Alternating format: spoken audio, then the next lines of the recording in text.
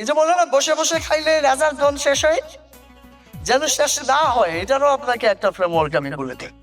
Financial wealth maintenance framework.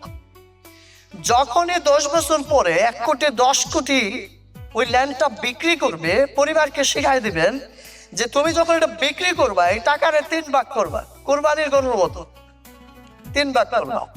1 ভাগ 25%, এটা দিয়ে আবার ল্যান্ড কিনবা। কারণ তুমি ওই যে একটা গাছ কাটলে 2টা গাছ লাগাইতে এরকম, তুমি ল্যান্ড বিক্রি করে দিছো, এখন এখান থেকে 25% 2.5 কোটি টাকা দিয়ে আবার ল্যান্ড কিনবা। কিনলে কি হবে, আজকের থেকে 10-12 বছর পর আবার 25-30 কোটি হয়ে ফেরত আসবে। সেকেন্ড ভাগ আরো 2.5 কোটি 25% দিয়ে তুমি লিকুইড অ্যাসেট ক্রয় করবা। কারণ 1 থেকে 0 থেকে 10 বছরের মধ্যে তো লিকুইড অ্যাসেট শেষ, ক্যাশ টাকা এবং গোল্ড তো শেষ, খাওয়া শেষ। তাহলে এবার কি করবা, আরো 2.5 কোটি টাকা এবার গোল্ড এন্ড ক্যাশের মধ্যে রাখবা, যেন আবার 10-12 বছর 15 বছর চলতে পারবা। এন্ড আরো 50% টাকা 5 কোটি টাকা কি করবা, উচ্চতর পড়াশোনা নিজে করো। বাচ্চা কাচ্চারে পড়াইতে হইলে পড়াও, অক্সফোর্ডে পড়াবা না দেওবন্দে পড়াবা, পড়াও। তার যদি ব্যবসায় লায়ক হয় তাহলে তারে 5 কোটি টাকা হাতে দাও, নেও ব্যবসা করো।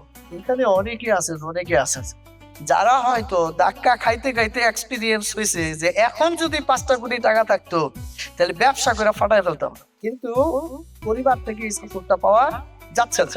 তাহলে আপনি যদি ফ্রেমওয়ার্ক বিল্ড করেন, আপনার ফিউচার প্রজন্ম যখন লায়ক হবে ব্যবসা বাণিজ্য করার, তখন সে কিন্তু রেডি এই জিনিসটা পাবে। আর পাইলে সে দোয়া করবে নাকি বদ্ধ করবে? ডেফিনেটলি দোয়া করবে।